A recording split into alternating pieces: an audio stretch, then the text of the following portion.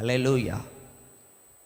துஷ்டன் உங்கள் வழியாக வரக்கூடாதுன்னா நீங்கள் செய்ய வேண்டிய ரொம்ப முக்கியமான ஒரு காரியம் உபவாசம்.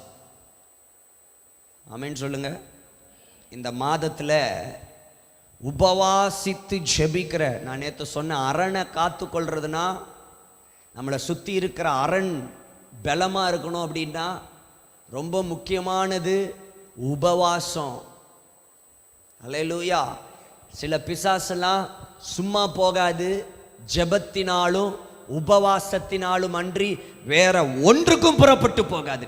அது கிளம்பவாது. ஜெபமும் உபவாசமும் இல்லாத இடத்துல இருந்து பிசாசு சீக்கிரத்தில் போகாது, அது அங்கே தான் இருக்கும். பிசாச துரத்துறது, துஷ்டனை நம்ம வழியா வரவிடாம கேட் போடுற ஒரு பெரிய ஆயுதம் உபவாசம். கரங்களை உயர்த்தலையா?